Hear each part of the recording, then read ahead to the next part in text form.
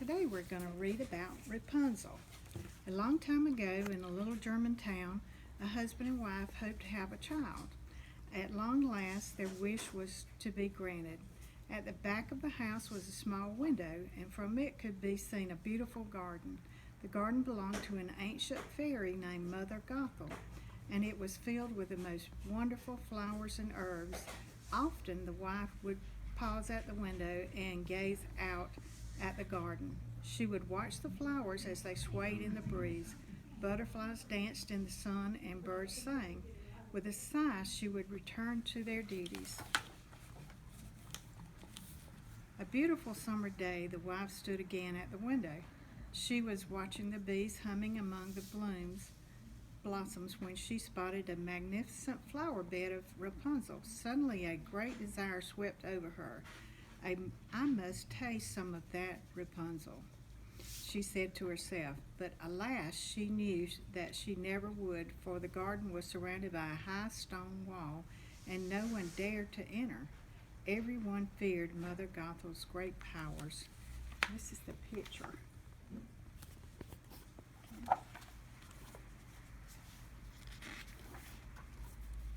The wife tried to forget about the Rapunzel, but every day her desire grew stronger. Soon no other food appealed to her, and as she became weak and sickly, her husband was alarmed.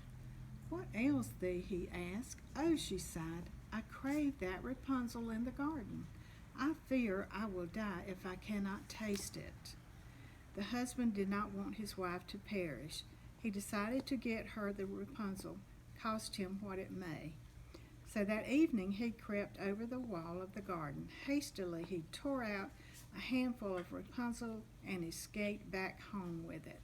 His wife was overjoyed. She made it into a big salad and ate every bite.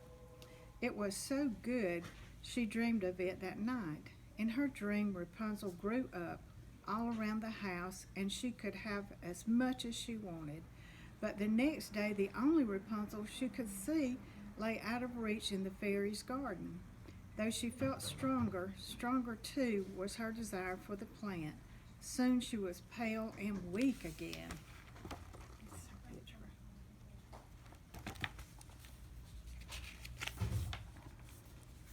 So once again at twilight, her husband crept over the garden wall. Only this time, as he was reaching for the plant, he saw a blinding flash of light, and there stood Mother Gothel. "How dare you steal my Rapunzel?" she shouted. She fixed an angry eye upon him. "You will suffer for it," she snarled. "Have mercy," he cried. "My wife stands every day at the window looking at your garden.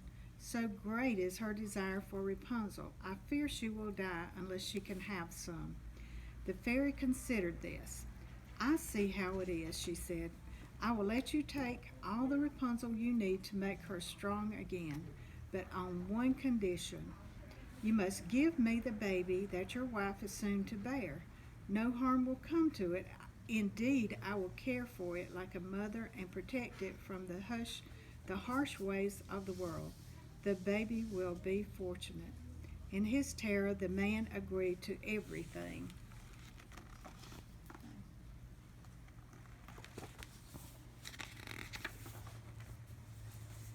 In time, the wife gave birth to a baby girl, and the fairy appeared soon after to claim the child. She gave her the name Repunzel and took her away. Rapunzel grew to be an unusually beautiful child. She was gentle and innocent. Her hair shone like gold and grew wonderfully long. The fairy built the walls of the garden higher and allowed Rapunzel to play within them. But when Rapunzel was 12 years old, the fairy took her deep into the woods and locked her in a high tower.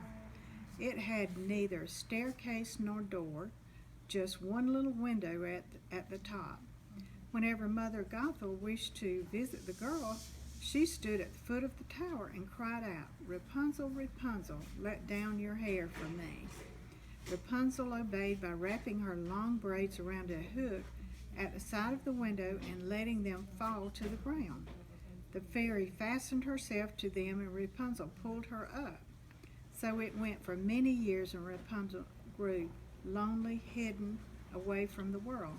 But Rapunzel learned to sing. She made up beautiful songs and let her sweet voice ring out into the wilderness. The sound of her own voice lightened her heart and helped to fill the solitary hours.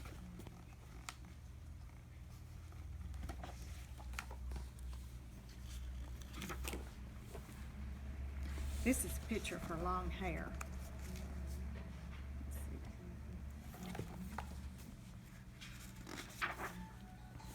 One spring day, while the king's son was riding through the forest, he heard a lovely song carried on the wind.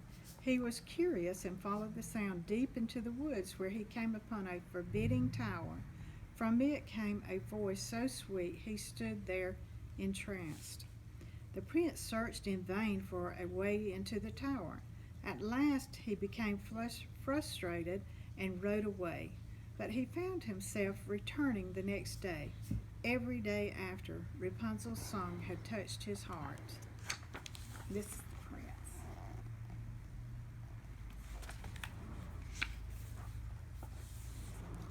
Once, as he stood listening, well hidden behind a tree, he saw the fairy appear at the foot of the tower. He spied on her as she called up to the window, "Rapunzel, Rapunzel, let down your hair for me." 2 golden braids came tumbling down. The fairy fastened herself to them and was pulled up. She disappeared inside. "Aha," he said with a grin. "So that is the way to the bird's nest." The next evening the prince went to the foot of the tower, eager for adventure. He was careful to repeat exactly the words that the fairy had said. "Rapunzel, Rapunzel, let down your hair for me." The braids came down at once. The prince fastened himself to them and was pulled up.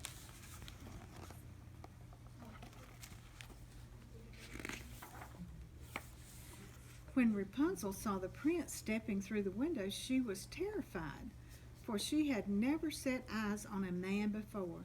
But the prince spoke to her in a gentle way, and soon lost her fear. She soon lost her fear of him. They talked together day after day. Rapunzel was overjoyed to have a companion, and the prince was equally delighted with her. At last he said, "Will you be my wife? We can ride away together on my horse." Rapunzel hesitated. The prince was young and handsome, and she had long wished to leave the tower. Still, she did not know him well. She needed to be sure he loved her truly and would not lock her away as Mother Gothel had done. A plan came to her. "I will gladly be your wife," she said as she laid her hand in his, "but I cannot get down from this tower.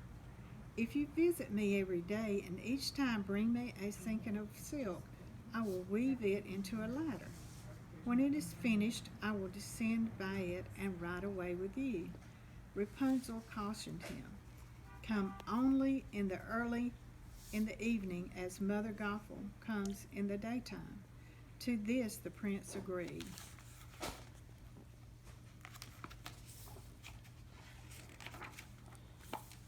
So every evening the prince brought a skein of silk, and as the ladder grew, so did their love.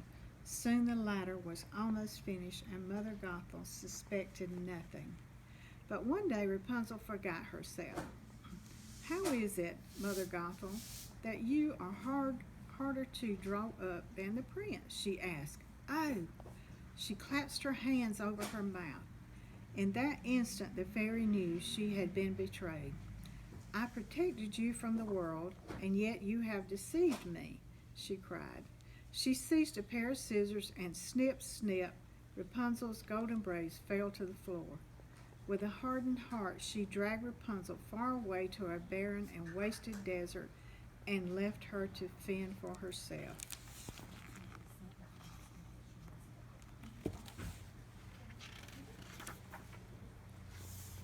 Rapunzel wept in fear as the flowers flew from her hair.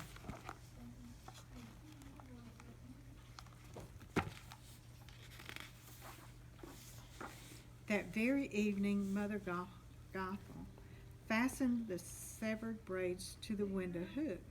She sat in the dark tower and waited.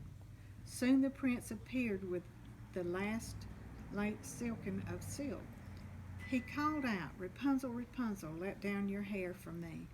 The braids were lowered at once, and the prince was pulled up, eager to see his beloved Rapunzel. Instead, he found the fairy. "You rogue," she cried, "your days of careless pleasures are over. The little songbird is gone. You will never see Rapunzel again." The prince could not bear to hear these words, and in despair jumped from the window. He fell into a thorn bush and was blinded. Now the prince wondered about the darkness. He could do nothing but weep and grieve for the loss of his dear wife. He learned to live on roots and berries, and over time his clothes turned to rags. Years passed, then one day he came to a strange windswept land. He heard a distant voice singing. Could it be? He hurried towards the sound.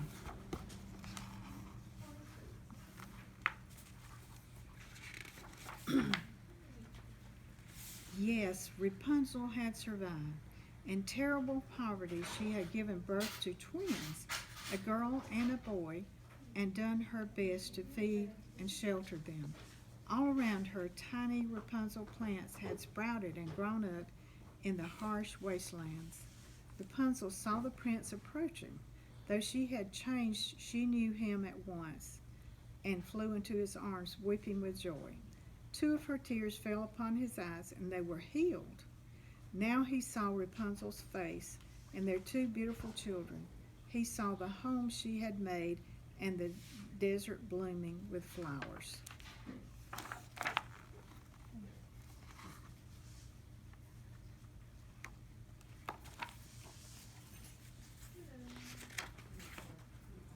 Rapunzel and the prince were filled with gratitude. They swept the children into their arms. Together they were able to find their way back to his kingdom, where the people rejoiced to see them, and their return was celebrated with the greatest joy. As the years passed, their time was spent among friends, and their hearts were filled with love, so their days together were happy indeed.